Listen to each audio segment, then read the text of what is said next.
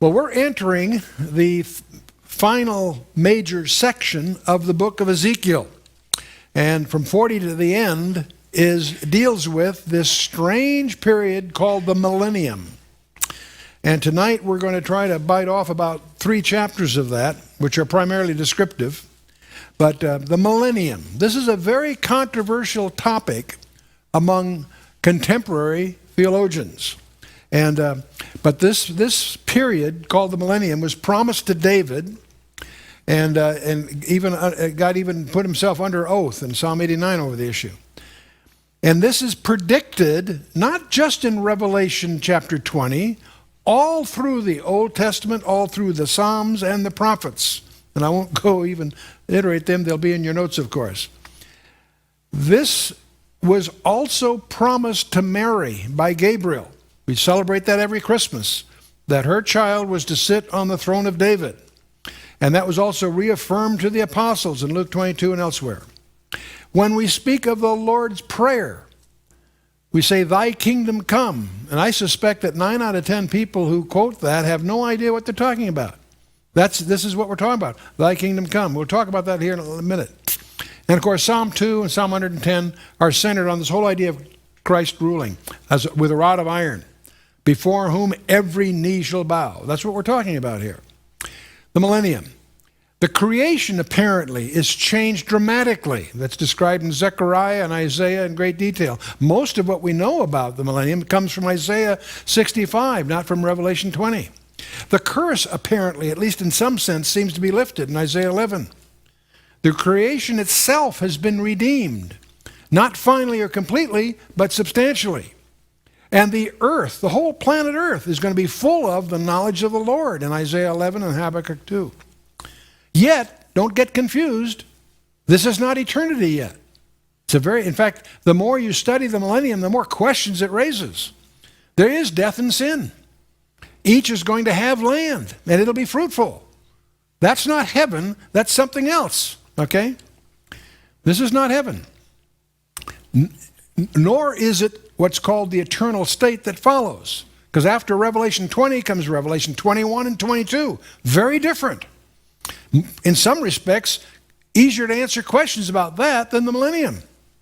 And this is not the new earth. People talk about, how do you feel about global warming? Boy, it's coming. Not by those faulty models that people are using for political reasons. No. Peter, it's going to burn.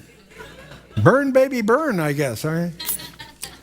And it's not where righteousness dwells. And there's a limited amount of evil, but it's judged immediately. There's death for unbelievers only, in Isaiah 65. Nowhere is there any resurrection of millennial saints. That's the strange bit here. The tribulation saints complete the first resurrection according to Revelation 20. Wow. There are apparently no Jewish unbelievers according to Jeremiah 31. Think about that one. All of these may have some theological exceptions, but that's the flavor of the text. And apparently everyone accepts by their 100th year. So apparently, there's hope for all of us. And as death only among Gentiles. There are some of these ideas you'll find among the scholars, because millennial it raises more questions than you realize. But there are unconditional covenants in the Scripture. There's a number of covenants. There are 4 primary unconditional covenants. The Abrahamic covenant being primary. Every one of us, whether we're Jewish or not, if we're in Christ, are beneficiaries of the Abrahamic covenant. Then, of course, there's the land covenant. Both of those covenants are under attack by the world. The Abrahamic covenant is attacked, strangely, by some churches. The land covenant is certainly attacked by Islam, if not the world in general. Then we have this overlooked one. Many Christian churches overlook the fact that the Davidic covenant is an unconditional covenant. And then, of course, there's the everlasting covenant in Jeremiah 31. But it's this Davidic covenant I want to focus on for a moment. Because let's take a look at it in 2 Samuel 7. 2 Samuel 7. Nathan's instructed by God. He says, "Now therefore so shalt thou say unto my servant David, Thus saith the Lord of hosts, I took thee from the sheepcote, from following the sheep, to be ruler over my people, over Israel." No surprise so far. And I was with thee whithersoever thou wentest, have cut off all thine enemies out of thy sight, have made thee a great name, like unto the name of the great men that are in the earth. No surprise so far. God continues, moreover, I will appoint a place for my people Israel, and will plant them, that they may dwell in a place of their own, and move no more. Really? Neither shall the children of wickedness afflict them any more, as before time. And as since the time that I commanded judges to be ruled over my people Israel, and have caused thee to rest from all thine enemies, also the Lord telleth thee that he will make thee a house. And when thy days be fulfilled, and thou shalt sleep with thy fathers, he's speaking to David, I will set up thy seed after thee, which shall proceed out of thy bowels, and I will establish his kingdom. And he shall build a house for my name, and I will establish the throne of his kingdom forever. Is he talking about Solomon? I don't think so. The throne of his kingdom. I will be his father, and he shall be my son. If he commit iniquity, I will chasten him with the rod of men, and with stripes of the children of men. But my mercy shall not depart away from him, as I took it from Saul, whom I put away before thee. That's the Davidic covenant. And thine house and thy kingdom shall be established forever before thee. Thy throne shall be established forever.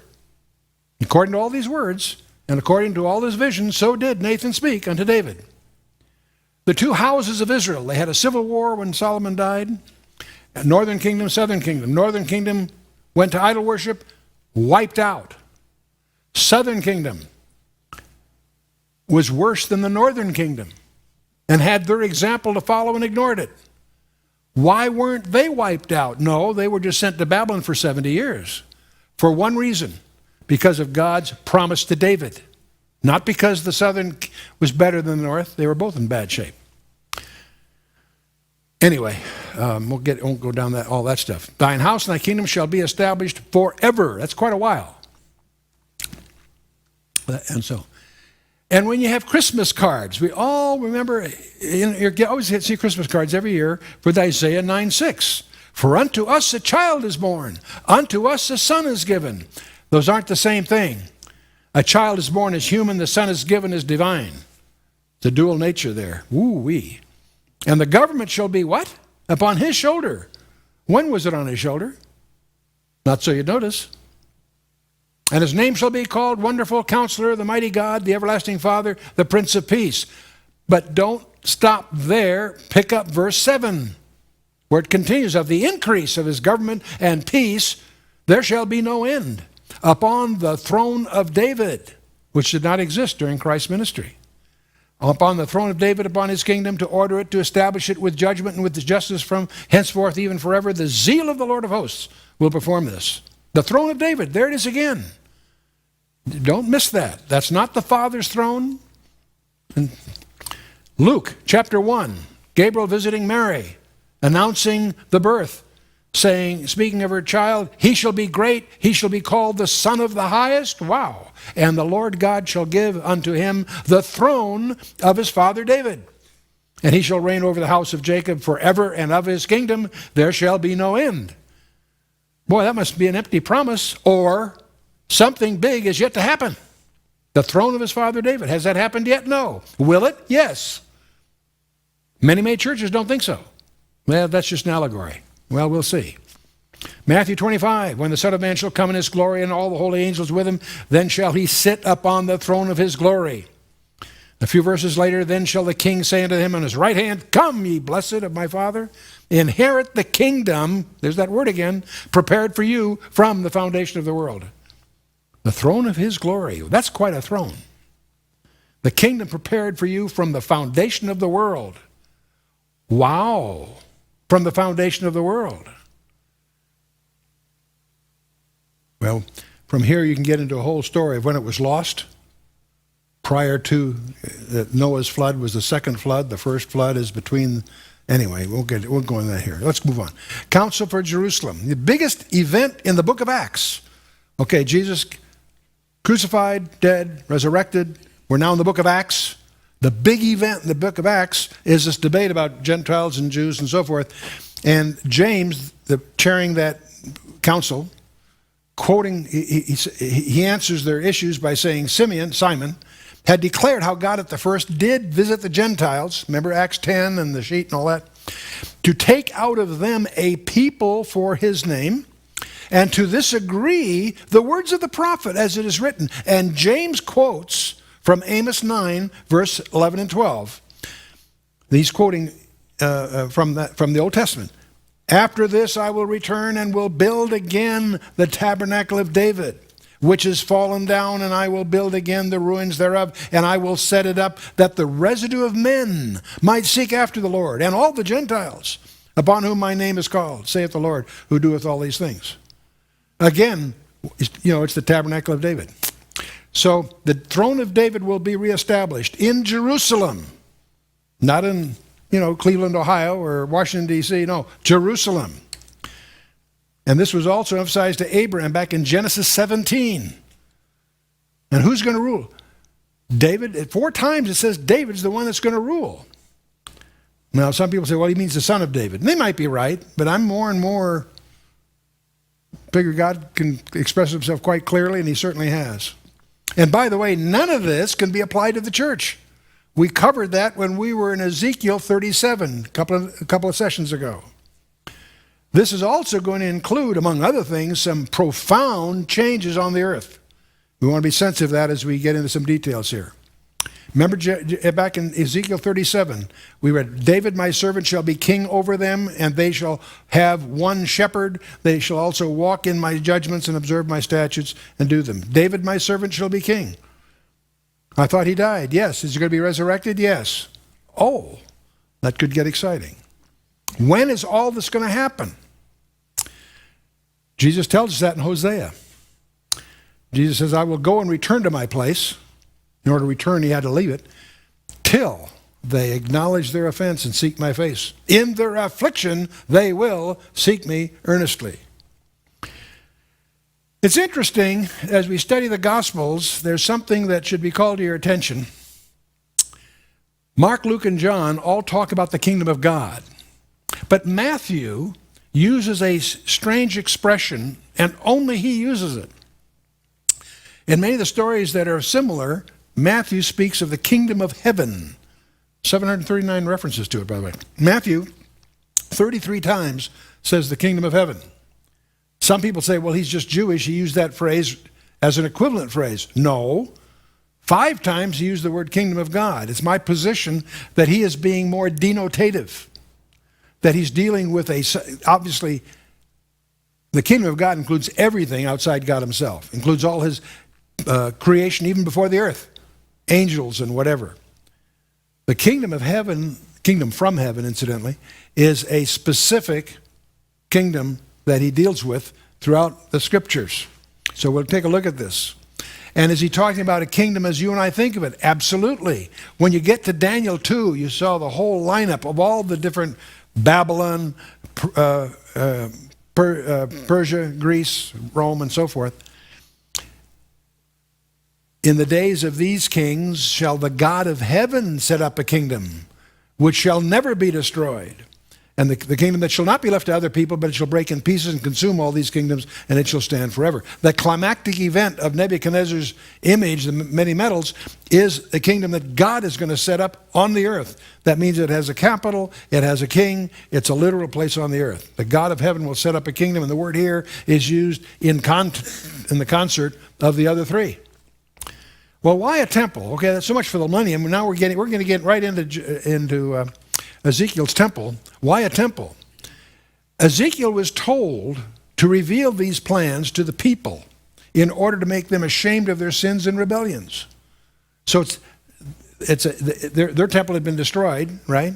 He's pointing to a future day when there's going to be an elaborate temple to get them to be ashamed of their sins. The regulations we're going to see in chapters 40 through 48 are intended for a regenerated people. People overlook that. There's a long way to go from where they are now to where they're going to have to be before that temple is in operation. Another observation that's worth making, no prophet speaking under God's authority ever uttered a false prediction. That's what Deuteronomy 18 is all about. So here's a prophet, Ezekiel, making some very specific predictions. He's got the size of the doorways, the thickness of the walls, and on and on and on. Is he wrong? Is he just impressionable? Are these just his opinions? I don't think so. The climax to their registration as a nation will come when God's glory re-enters the new temple in Jerusalem. We saw it leave back there in Ezekiel 11. We're going to see it return in the next session when we go into chapter 43. So the Millennial Temple, we have a description of this temple. It's highly detailed. One reason it's detailed is that you can't make it symbolic. It doesn't make sense. All nations, not just Israel, all nations are going to worship there. Wow. Offerings and sacrifices are resumed, and that gives a lot of people heartburn. We'll talk about that next time, by the way. But here's something the church might consider a little bit. The temple, when it's in operation, is only open on Saturday, not Sunday. It's only open on Shabbat and the new moon. That's very Jewish in its procedures. Interesting. Well, let's take a quick snapshot and refresh ourselves about architecture. You remember the tabernacle had a linen fence. It was about 75 feet wide and 150 feet long, if I accept 10 cubits as a foot and a half cubit kind of thing. And so the total length being, incidentally, the length of Noah's Ark, but who cares? Let's go here. You enter one gate and you come to the brazen altar of sacrifice. Then there's a laver for washing. And then you get to the naos, the temple proper, consisting of a holy place and the Holy of Holies. Let's take a look at that part a little more clearly so we have the architecture in our mind. Okay, you have the holy place and the Holy of Holies. You have the menorah, the seven-branched lampstand. You have the table of showbread, 12 loaves, one for each tribe. And then you have the golden altar, the altar of incense, not to be confused with the brazen altar outside. And you have the Ark of the Covenant. And you have another piece on top of it, separate, called the mercy seat. We tend to lump them together, but they're always described separately. And each one of these things are something that Jesus laid claim to. The Word was made flesh and dwelt among us, we're told. He says, I am the door. Anyone that comes through by me is a thief and a robber. I am the light of the world. I am the bread of life. He makes the incense being intercession for us. He's our sin bearer, and of course he's our propitiation, the mercy seat. Wow, okay. Well, after the tabernacle, of course, we get to Solomon, and Solomon did his temple, and then, of course, after that gets destroyed, we have the second temple, as it's called. That causes confusion. We have the first temple by Solomon. Then after the Babylonian captivity, Nehemiah comes back, and they build it again. Some years later, Herod, to try to popularize himself to the people, a non-Jew, by the way, an Idumean, he remodels it, expands it. You and I would tend to look at that as the third temple. But that's not the way scholarship deals with it. It's widely, the second temple is a Nehemiah temple, even though it was expanded and modernized by Herod. It's still called the second temple. Don't let that confuse you. Okay, take a look at this. We have the same familiar architecture, the Holy of Holies, but in here we have, instead of a table and a menorah, we have 10 of them, because Solomon has expanded it greatly. Then you have the inner court, you have the Holocaust altar, as it's called, and the molten sea is replacing the laver. So they're recognizable elements here. You have an outer court and an inner court. And you have a porch with two pillars, Jachin and Boaz, that don't hold up anything, but they have names, and you want to understand what they're for. And then you have this strange personal storage areas for the priests. If you want to understand how these things affect you, I encourage you to take a look either at our briefing package called The Architecture of Man, or better yet, my wife's publications deals with this in terms of its practical application for our lives. So I encourage you to take a look at that. Now, Ezekiel's temple, now having that background, is the Ezekiel description historical? Does it fit the original temple? No. Does it fit Nehemiah's temple? No. Does it fit Herod's remodeling that? No. So People have tried to make it sort of approximate history, and it doesn't fit. It's just so different. Well, maybe it's the temple that's going to be rebuilt. We know the temple is going to be rebuilt because the Antichrist is going to desecrate it. We know it's standing by the middle of the 70th week of Daniel. Is that temple? No, it has no resemblance there at all. Is it possibly a fourth? Or is it just allegorical? Many scholars try to just make it an allegory. Or does it apply to the church? Boy, you talk about doing contortions. I'm always reminded in the computer industry, if you torture the data long enough, it'll confess to anything. No, we hold the position that this is a fourth temple. This is a temple that will be built after the destruction of the one that the Antichrist messes up.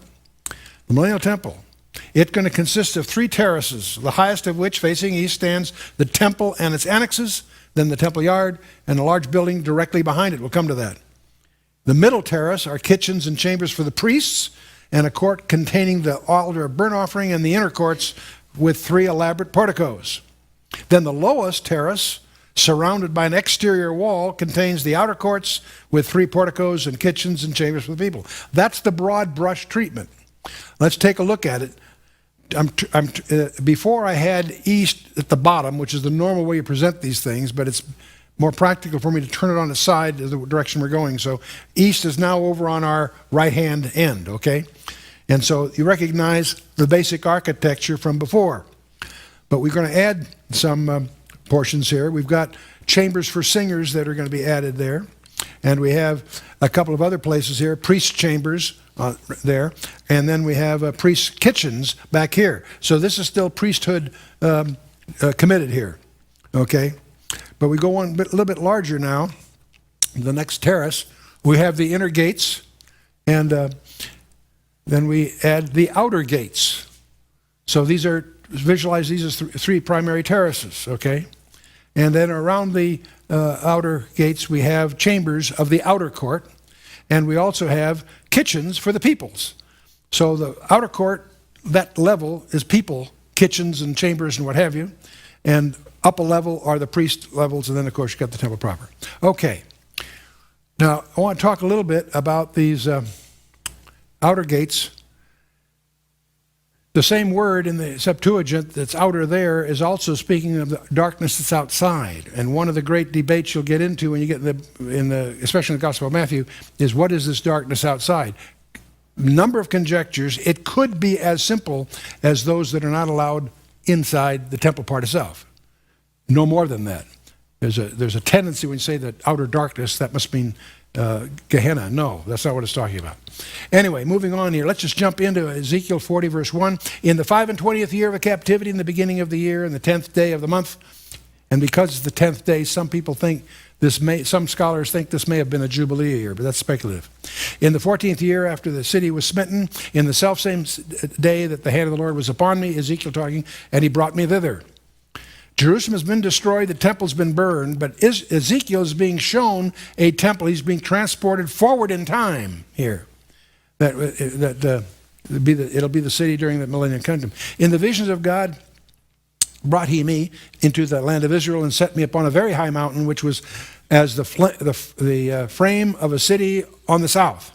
And he brought me thither, and behold, there was a man whose appearance was like the appearance of brass, and a line of flax in his hand and a measuring reed, and he stood at the gate.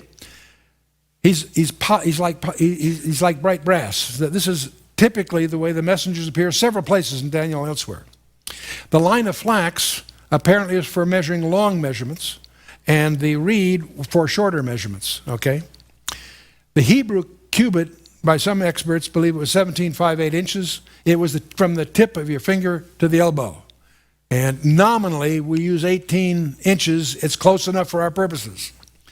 The reed was about 10 1/3 feet long, by the way. It was used for longer measures, okay? You have a cubit, which is the 18 inches. You have a cubit and a span being the width of your hand. If you add that to it, you get an extra 3 inches. And so there's a lot of debate. Are we dealing with regular cubits or long cubits? And that's a couple of inches difference, but we're not going to spend any time on that. We'll just adopt the conventional assumption, which is call it 18 inches. We're only off at half an inch, and that's close enough. And the man said unto me, Son of man, behold with thine eyes, and hear with thine ears, and set thine heart upon all that I shall show thee, for to the intent that I might show them unto thee art thou brought hither. Declare all that thou seest to the house of Israel. So we're now going to start in the outer court. That's from verses 5 through 27 of this chapter. And behold, a wall on the outside of the house round about, in the man's hand a measuring reed of 6 cubits long by the cubit, and a hand breadth. There's the long cubit. See, the 6 cubits long by the cubit and a hand breadth. So he measured the breadth of the building 1 reed, and the height 1 reed. You're talking 10 feet high, 10.5 feet kinds of things. Then came he unto the gate which looketh toward the east, and went up the stairs thereof, and measured the threshold of the gate, which was 1 reed broad, and the other threshold of the gate, which was 1 reed broad. It's a double gate, apparently. The east gate was to be especially sacred, because that was the gate through which the glory of God had departed back there in Ezekiel 11. Remember that? And it's also the gate through which it's going to return in the next chapter. Chapter 43, the next session. And every little chamber was 1 reed long and 1 reed broad, and between the little chambers were 5 cubits, and the threshold of the gate by the porch of the gate within was 1 reed. He measured also the porch of the gate within 1 reed. He measured the porch of the gate 8 cubits, and the post thereof 2 cubits, and the porch of the gate was inward. You following all this? You sketching it down? And the little chambers of the gate eastward were 3 on this side and 3 on that side, and 3 were of 1 measure, and the posts had 1 measure on this side and on that side. And he measured the breadth of the entry of the gate 10 cubits, and the length of the gate 13 cubits. The space also before the little chambers was 1 cubit on this side, and the space was 1 cubit on that side, and the little chambers were 6 cubits on this side and 6 cubits on that side. By the way, this is confusing enough just trying to get it in English. We're ignoring the problems in the Hebrew, which make it even a little more complicated. There's more that scholars can argue over. We're going to spare you all that. He measured them, the gate, from the roof of one little chamber to the roof of the other, and the breadth was 5 and 20 cubits, the door against door. And he made also the posts of 60 cubits, even unto the post of the court round about the gate. Now, whatever else, whether you're following the details or not, you do get the impression he's talking about something tangible and specific. It's a vision, yes, but it's tangible as far as he's concerned. Okay. And from the face of the gate of the entrance unto the face of the porch of the inner gate was 50 cubits. And there were narrow windows to the little chambers, and to their posts within the gate round about, and likewise to the arches. And the windows were round about inward, and upon each post were palm trees. Well, here's a sketch by some. I'm taking this from the Bible Knowledge Commentary, because they went through and here the dimensions on their chart is in feet to give you something you can relate to. It has it roughly 90 feet long, and this is one of the gates of the temple. Well, there's several of them. We'll take a look at it when we do the master plan. But the little alcoves there are up apparently for guards. Then there's a portico, steps, thresholds, and the little windows on the side. So that's the gateway to the temple. Okay. And some of this is taken from the next chapter too. This is a composite, if you will. Moving on, verse 17. Then brought he me into the outward court, and lo, there were chambers and a pavement made for the court round about. 30 chambers were upon the pavement. And the pavement by the side of the gates, over and against the length of the gates, was the lower pavement. Now, the use of these rooms is not stated, but they may have been storage rooms, or they may have been meeting rooms for people when they celebrated their feasts, which is the more likely thing in my mind. And then he measured the breadth from the forefront of the lower gate to the forefront of the inner gate without, and 100 cubits eastward and northward. And the gate of the outward court that looked toward the north, he measured the length thereof and the breadth thereof. So from the inside lower gateway to the outside of the inner court, that is the threshold of the gate leading to the inner court, was 175 feet, or 100 cubits, if you will. Okay? And the little chambers thereof were 3 on this side and 3 on that side, and the posts thereof and the arches thereof were after the measure of the first gate, and the length thereof was 50 cubits, and the breadth 5 and 20 cubits. And their windows and arches and their palm trees were after the measure of the gate that looked toward the east, and they went up unto it by 7 steps, and the arches thereof were before them. It's 7 here, it's going to be 8 layer, because the 7 plus the 8, 8's a little more holy than 7 is complete, but 8's the new beginning. But the 7 plus the 8 are the steps of ascent in the Psalms of ascent, by the way, as an aside. And the gate of the inner court was over against the gate toward the north and toward the east, and measured from the gate to gate 100 cubits. And after he brought me toward the south, and behold, a gate toward the south, and he measured the posts thereof and the arches thereof according to these measures. And there were windows in it, and in the arches thereof round about, like those windows, the length was 50 cubits, and the breadth 5 and 20 cubits. I've sort of assumed, by giving you the overview starting, some of this you can get a feeling where it would fit in. I didn't want to take our time to build it inch by inch here. But continuing, there are 7 steps to go up to it, and the arches thereof were before them, and it had palm trees on this side, and another on that side, upon the post thereof. And there was a gate in the inner court toward the south, and he measured from gate to gate toward the south 100 cubits. Well, that's the outer court. Ready for the inner court? Okay. This is verses 28 to 47 here. And he brought me to the inner court by the south gate. He measured the south gate according to these measures, and the little chambers thereof, and the posts thereof, the arches thereof, according to these measures. And there were windows in it, and in the arches thereof round about, and it was 50 cubits long, and 5 and 20 cubits broad. And the arches round about were 5 and 20 cubits long, and 5 cubits broad. The arches thereof were toward the outer court, and the palm trees were upon the posts thereof, and the going up to it had 8 steps. 7 before, now it's 8. Okay, 15 total. And he brought me into the inner court toward the east, and he measured the gate according to these measures, and the little chambers thereof, and the posts thereof, and the arches thereof were according to these measures, and there were windows therein, and the arches thereof round about, and it was 50 cubits long, and 5 and 20 cubits broad. The arches thereof were toward the outward court, and the palm trees were upon the posts thereof, on this side and on that side, and the going up to it had 8 steps. And he brought me to the north gate, and measured it according to these measures. The little chambers thereof, and the posts thereof, the arches thereof, and the windows to it, round about. The length was 50 cubits, breadth 5 and 20. The posts thereof were toward the outer court, and the palm trees were upon the posts thereof, on this side, on that side, and going up to it 8 steps. So you have the east, north, south. You've got each steps repeated literally. So this is a quick snapshot. Again, the view, you'll find different scholars have slightly different renderings. They're all very similar. They all have their subtle differences. They have the altar there is in the middle of the inner court.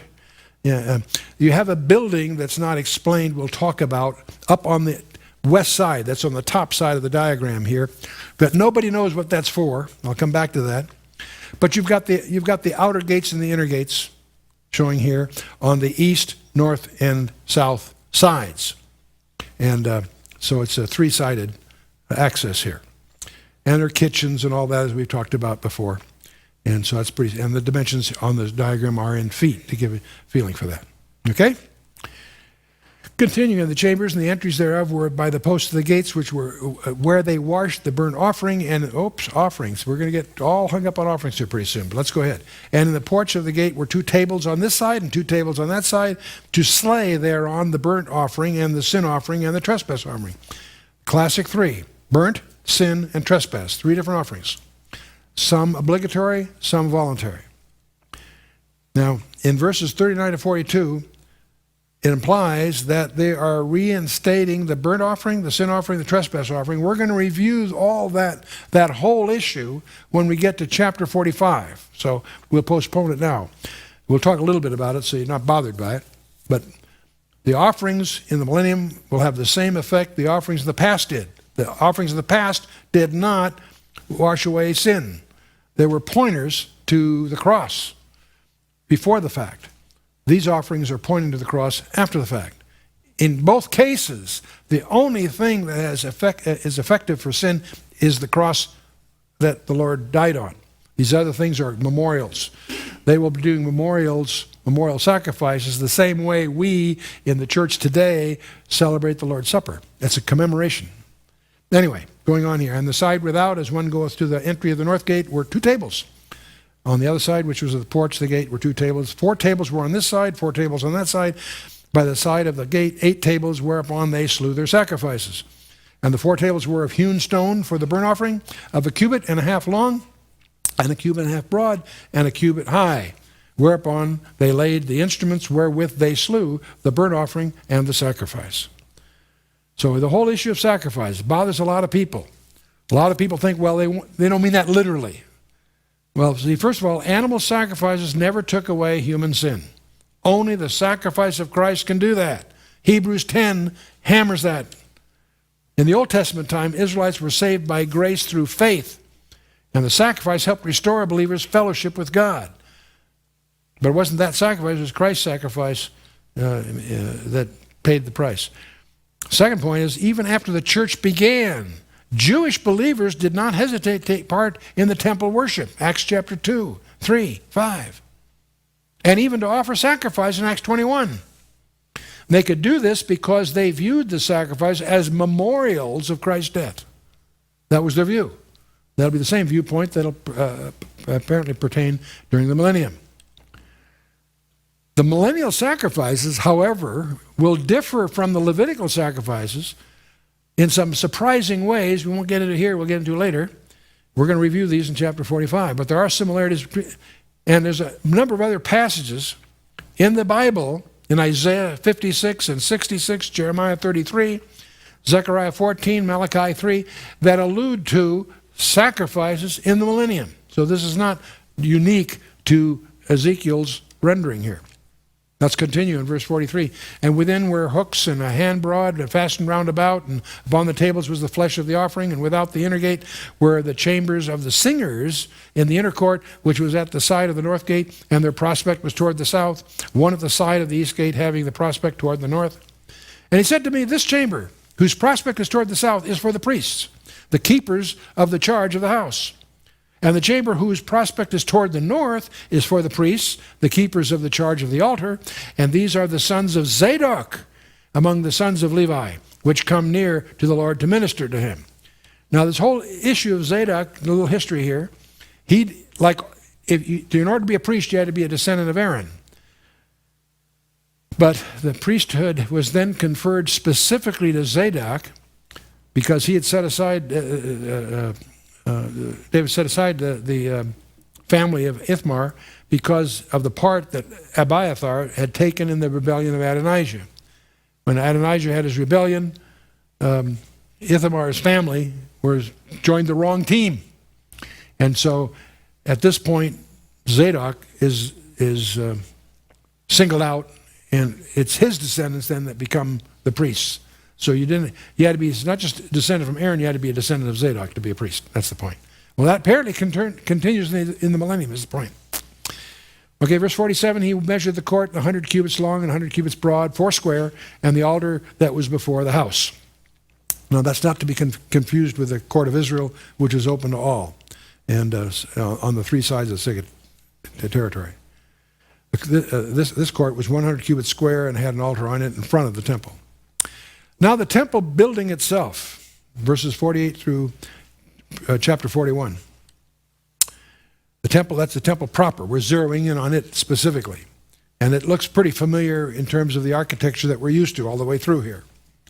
He brought me to the porch of the house and measured each post of the porch, 5 cubits on this side, 5 cubits on that side, and the breadth of the gate was 3 cubits on this side and 3 cubits on that side.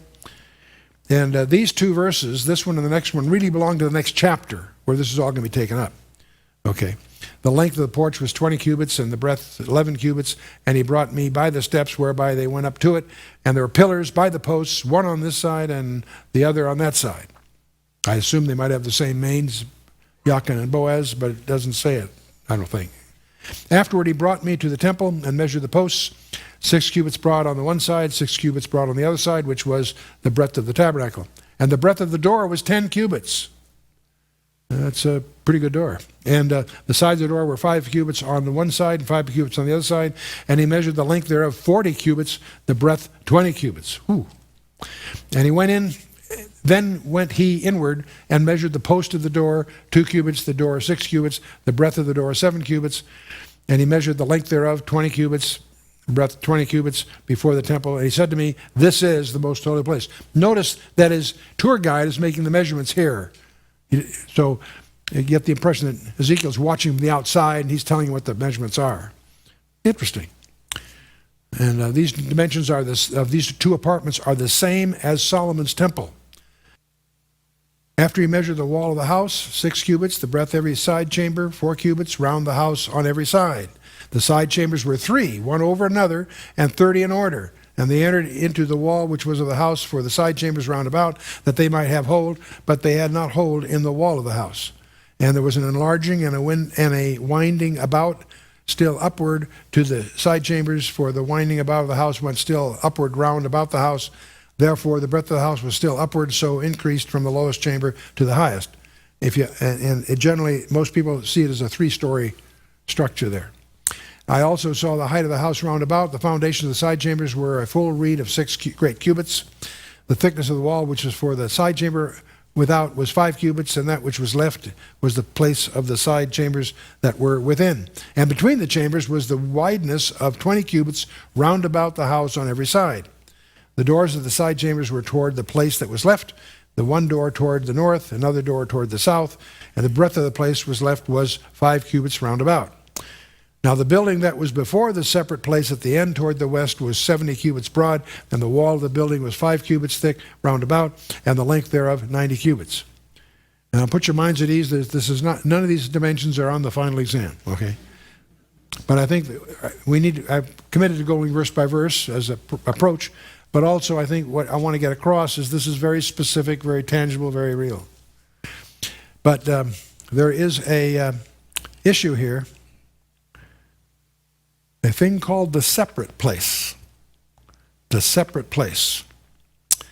And the word is in the Hebrew is gizra. And the word gizra is very enigmatic as to what it refers to. There's reason to see it used as a place that's reserved for repair or polishing or maintenance support. Like any hotel or something, there are rooms set aside for maintenance, for heating, for the guys with the tools to fix things that are broken, all that sort of thing. It may be that simple. But there's another part of the debate, not only about the gizra, because it's going to show up again and again. Is it the building or is it the space that the building faces? It turns out that behind Solomon's temple, most of the scholars that my wife and I have searched like crazy on this whole topic. We searched the Rockefeller Library in Jerusalem, and it's amazing as you get into all this stuff, the people who are experts have no idea what this is, and they're not even correct about what designates it exactly. But what we've discovered is that behind Solomon's temple there was a similar space, by the way, but just as enigmatic. We're not sure what it was really used for either. But in this millennial temple, it's this space up here on the west side. That's the back side. East is at the bottom here. It's on the back side. And there's and most scholars jump to the conclusion that there's this strange building labeled B building, not explained here on this diagram, that's the gizra. And yet, if you examine the Hebrew carefully, you'll discover that building faces the separate place. The separate place is a space, a very sizable space that it's facing. And what it's used for is one of strict speculation because it's not mentioned. So far, we haven't even been able to see hints by the Holy Spirit as to what that really, its purpose might be. And so many people assume it's the building. If you examine the Hebrew carefully, it is the space that the building faces. The only commentator that picks up on that is Matthew Henry, but then he doesn't run with it. He goes on about other issues. So anyway, moving on here, verse 12. Now the building that was before the separate place at the end toward the west was 70 cubits broad, and the wall of the building was 5 cubits thick round about, and the length thereof was 90 cubits. Again, the separate place is prominent here. And again, by the way, the Hebrew grammar implies that it's the building that was before the separate place. See, the point is the building isn't the separate place, it's the building that's facing the separate place. Follow me? That's what the Hebrew implies. The building is binyan, that's behind the temple, and its purpose is not explained. It's a large building, 90 by 70 cubits. It's a huge building, with walls 5 cubits thick, behind or on the west side of the temple, facing the temple yard, or separate place, which is the gizra. What's the gizra for? Not sure. It's just a separate place. So he measured the house 100 cubits long in a separate place, and the building, and the house 100 cubits long, and the separate place, and the building with the walls thereof 100 cubits long. On the west or back of the temple there was a separate place occupied by buildings of the same external dimensions as the temple. That is, 100 cubits square in the entire compass.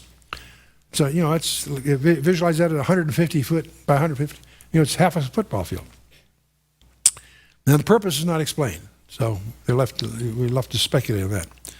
And the breadth of the face of the house and of the separate place toward the east, 100 cubits. And he measured the length of the building over and against the separate place, which was behind it, and the galleries thereof on the one side and on the other side, 100 cubits, with the inner temple and the porches of the court.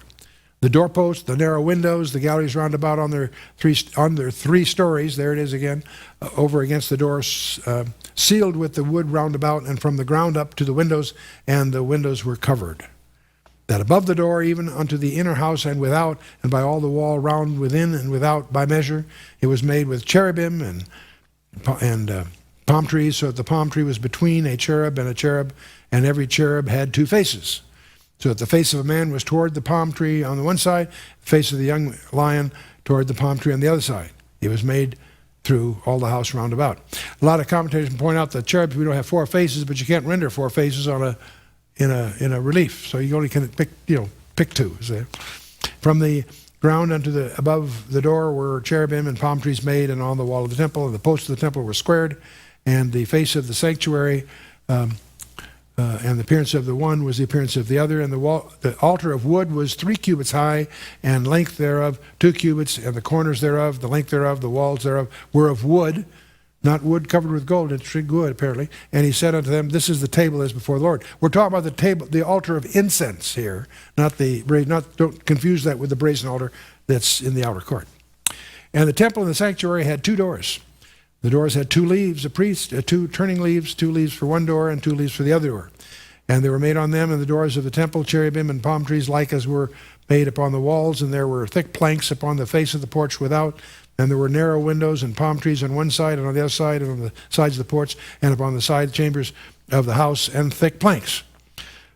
Now we're into the priest chambers. Well, the short little chapter left here. Appreciate it. Then he brought me forth into the outer court and the way toward the north, and he brought me into the chamber that was over and against the separate place, and which was before the building toward the north. Before the length of 100 cubits was the north door, the breadth was 50 cubits, over and against the 20 cubits which were for the inner court, and over and against the pavement which was for the outer court was the gallery against the gallery in 3 stories. And before the chambers was a walk of 10 cubits breadth inward, a walk of 1 cubit, and the doors toward the north. Now the upper chambers were shorter, for the galleries were higher than these, than the lower, and then the middlemost of the building. And they were in 3 stories, but had not pillars as the pillars of the courts. Therefore the building was straightened more than the lowest and middlemost from the ground. And the wall was without, over and against the chambers, toward the outer court on the forepart of the chambers. The length thereof was 50 cubits. The length of the chambers were in the outer court were 50 cubits. And lo, before the temple were 100 cubits. And from under these chambers was the entry on the east side that goeth unto them from the outer court. The chambers were in the thickness of the wall, the court toward the east, over and against the separate place, over against the building. There's a separate place again. And the way before them was like the appearance of the chambers which were toward the north, as long as they and as broad as they, and all their goings out were both according to their fashions, according to their doors. And according to the doors of the chambers that were toward the south was a door at the head of the way, even the way directly before the wall toward the east, as one entereth them. Well, we're almost there. Then said he unto me, the north chambers and the south chambers which were before the separate place, they be holy chambers, where the priests that approach unto the Lord shall eat the most holy things. There shall they lay most holy things, and the meat offering, and the sin offering, and the trespass offering, for the place is holy. When the priests enter therein, then shall they not go out of the holy place unto the outer court, but there they shall lay their garments wherein they minister, for they are holy, and shall put on other garments, and shall approach to those things which are for the people. Now when he had made an end of measuring the inner house, he brought me forth toward the gate, whose prospect is toward the east, and measured it round about. And he measured the east side with a measuring reed, 500 reeds, with a measuring reed round about. And he measured the north side, 500 reeds, with a measuring reed round about. He measured the south side, 500 reeds, with a measuring reed. And he turned about to the west side, and measured 500 reeds and with the measuring reed. And he measured by the 4 sides. It had a wall round about it, 500 reeds long and 500 broad, to make a separation between the sanctuary and the profane place. Interesting. Okay. Well, now you got a whole bunch of difficulties here. That's all. I know we've waded through a lot of architectural detail here. Buried in all this are a lot of problems. The rabbis of the Talmud remark that only the prophet Elijah, who will herald the ultimate redemption, will elucidate the discrepancies with the Torah laws and the terms which do not occur elsewhere. There's all kinds of things here that is in violation of the Torah. So the Talmudic rabbis say, well, Elijah, when he comes, is going to straighten that all out. Okay. The Babylonian Talmud has a similar problem. They said, had it not been for Rabbi Hanina ben Hezekiah, who explained away several of these difficulties, the book of Ezekiel would have been excluded from the canon of Scripture. In other words, we sort of bog down in all the detail, but the more you know about the Levitical practices, you discover all kinds of problems in terms of what they're wearing and how they wear it, and there's a whole bunch of contradictions with Levitical practice. So much so it almost didn't make it in the canon. But this rabbi found a way to argue around that, which got it in the canon. The truth of the matter is, the real answer isn't that. The real answer shows up in the Epistle to the Hebrews. It isn't Levitical. We're not talking about a Levitical priesthood. Melchizedekian is the priesthood. So there's a whole other issue here that isn't addressed by them for obvious reasons. But there's still difficulties. You know, are these details of this vision meant to be actualized some future date? I believe it is. What part will the bloody sacrifices play in the future economy? Who knows? Will the Zedekite priesthood without high priest function again? That's what it says. Who is the prince and who are his sons? We haven't gotten into the land layout, but there's a prince. Doesn't speak of the king, it speaks of the prince. And he has sons. Well, who is he? Is that David? And what's going on here? And who are the downgraded Levites in chapter 44? And what about the uncircumcised foreigners excluded from the sanctuary in chapter 44? And the resident aliens who receive property in 47? All kinds of issues here. And what about the geographical problems? Here there's a stream coming out of the temple and then going in two different directions. We'll show you that next time on a map. And what about the apportionment of the land among the 12 tribes? How are you going to explain all that? Dan, who is not sealed in Revelation 7, is the first to inherit the land. Well, it's first because they go from north to south and listing it, but okay. But there's a bigger problem. The geography requires over 50 miles wide. So in the next session, we're going to explore the ministries of the temple, or through the tedious architectural detailing, and we'll review that in summary form with the diagrams next time. I won't take the time tonight again. We'll go through those again in broad brush, but then deal with the ministries of the temple. So for next time, read 3 more chapters, 43, 44, and 45. And I'm not saying we're going to get through all of them next time, but you know, as we're working our way through it, 48 is the climax. So praise God for that. So let's stand for a closing word of prayer.